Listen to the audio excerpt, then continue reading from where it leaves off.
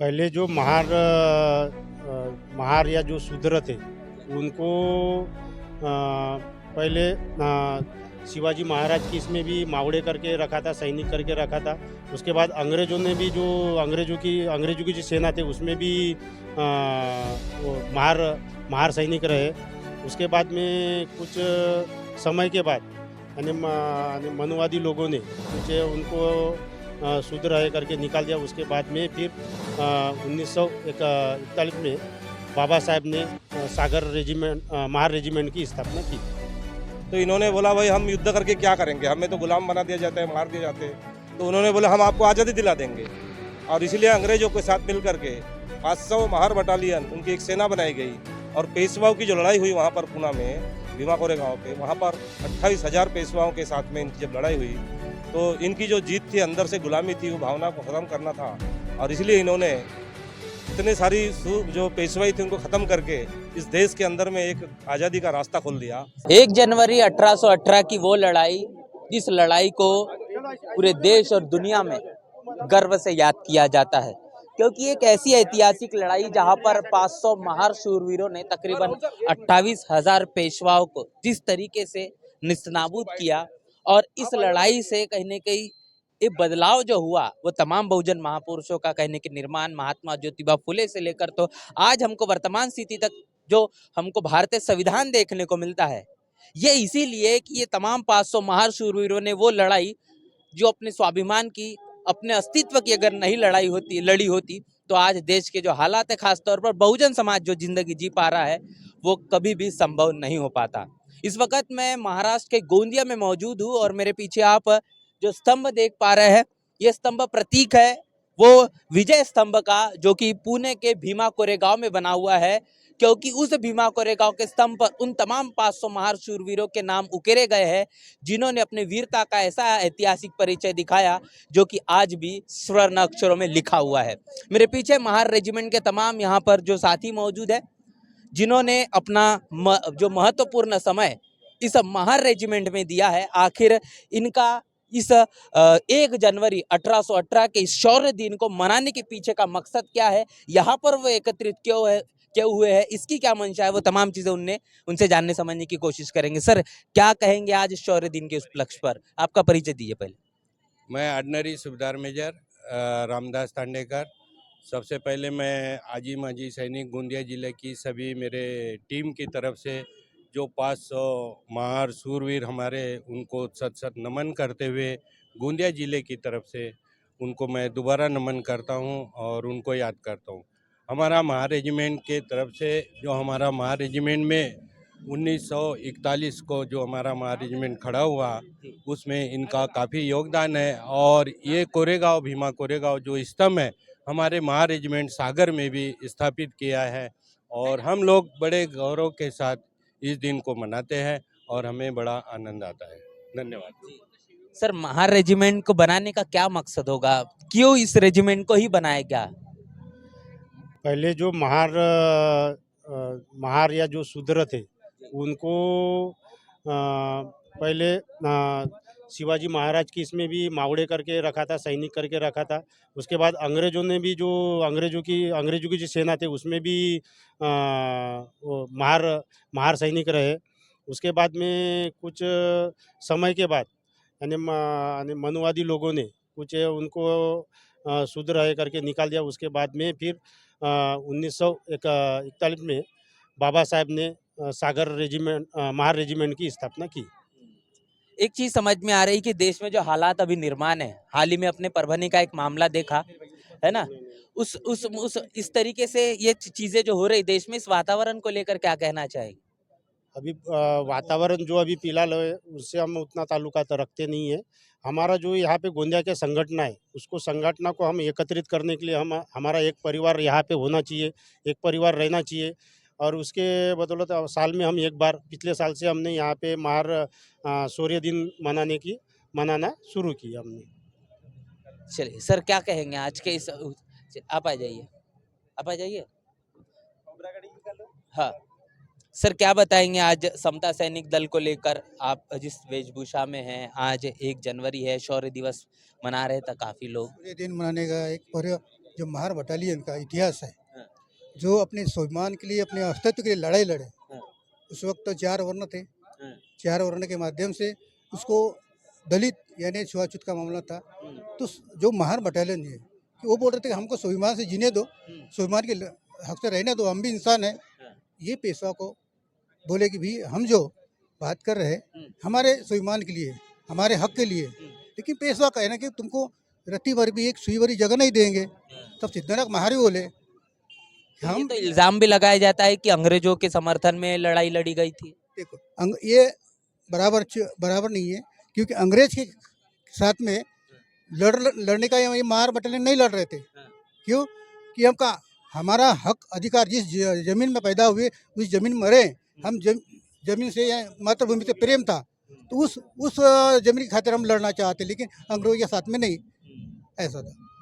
क्या कहेंगे अभी जो देश में हालात है, तमाम चीजें जो हो रही है अभी है ना ठीक है। सर क्या कहेंगे आज के इस रेजिमेंट में, महार रेजिमेंट के माध्यम से कार्यक्रम का आयोजन किया गया है। शौर्य दिवस आज पूरे देश में मनाया जा रहा है।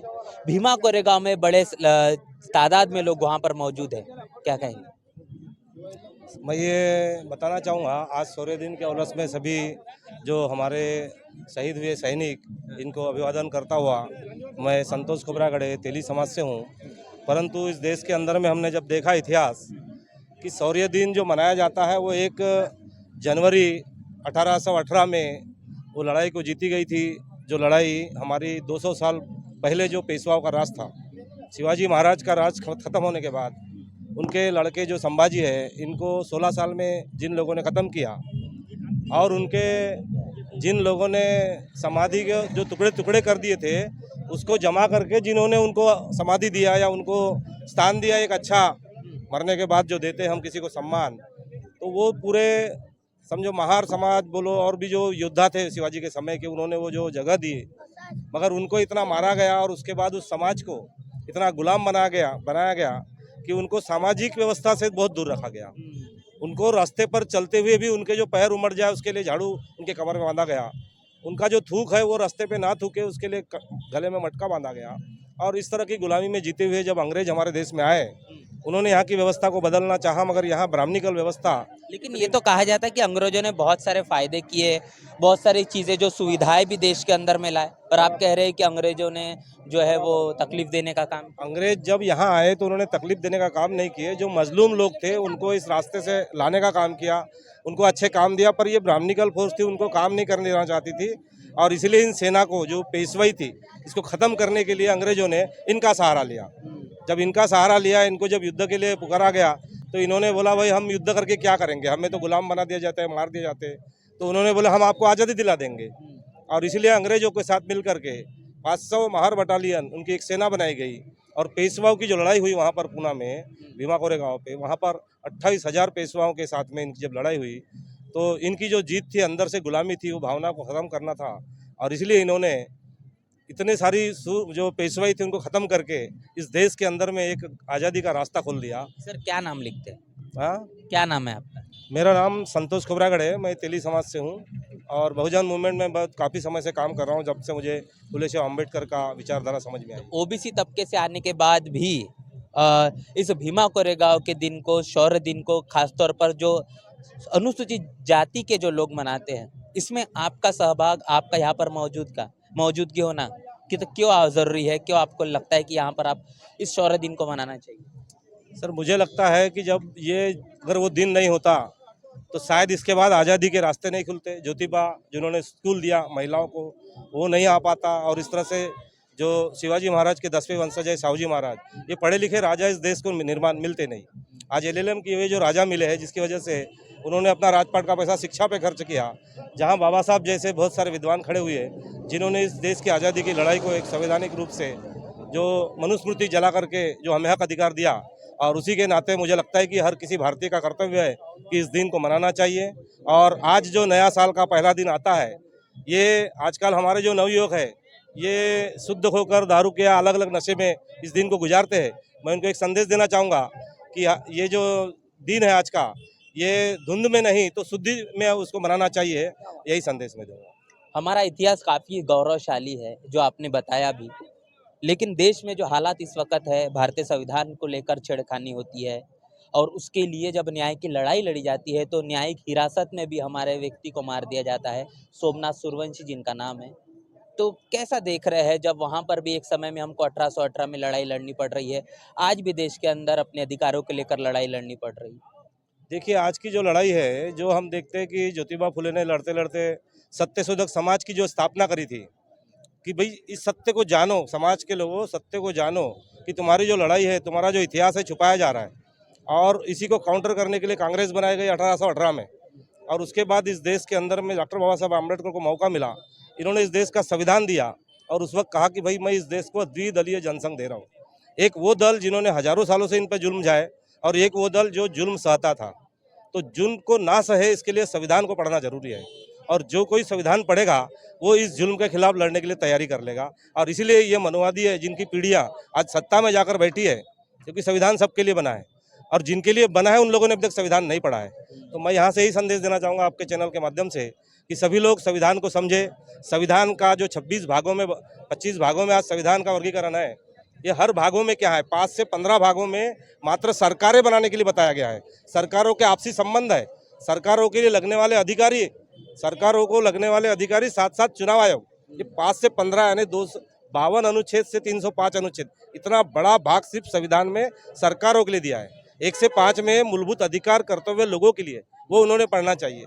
और ये संविधान में जिन लोगों को हम चुन के भेज रहे हैं, इन लोगों ने काम कैसा करना चाहिए, इसी के लिए 5 से 15 भाग में पढ़ना चाहिए। जैसे ग्रामीण में ग्राम सभा आती है तो उन्हें भाग 9 पढ़ना चाहिए, उसके अंदर पूरे ग्रामीण के बारे में दिए गए। भाग 9 शहरी लोगों ने पढ़ना चाहिए, ताकि हमारी नगर परिषद कैसी चले, क्या चले, हमारे पार्षद हम बनाते हैं उनको क्या करें। भाग 6 में राज्य सरकार के बारे में बताया गया है, अगर राज्य सरकार के क्या नियम है, हमारे क्या फायदे, वहाँ से रोड रास्ते कहाँ बनते हैं वो वहाँ लिखा जाता है। केंद्र में कानून बनता है, वो भाग 5 में दिया गया है। 11, 12, 13 में उनके आपसी संबंध दिखे गए हैं। इस तरीके से हमें संविधान को समझने की जरूरत है, और जिस दिन मैं चाहता हूँ कि ये समाज संविधान समझ जाएगा, क्योंकि देश की सरकार है ना स्कूलों में संविधान दे रहे, ना कोई पढ़ा लिखा संविधान समझ रहा है, इसलिए हमें सामाजिक व्यवस्थाओं से संविधान के पाठ पढ़ाने की जरूरत है। तो काफ़ी सारी चीज़ हमने समझने की कोशिश की है। यहाँ पर गोंदिया में भीमा कोरेगांव 1 जनवरी शौर्य दिवस को यहाँ पर मनाने का काम होता हुआ दिखाई दे रहा है। महार रेजिमेंट के तमाम यहाँ पर जो साथी मौजूद है उनसे हमने चर्चा बातचीत की, और आज पूरे के पूरे इस शौर्य दिन के उपलक्ष्य पर आखिर आवश्यकता क्यों है इस शौर्य दिवस के मनाने की, आखिर उन तमाम 500 महार शूरवीरों को याद करने की ज़रूरत क्यों है।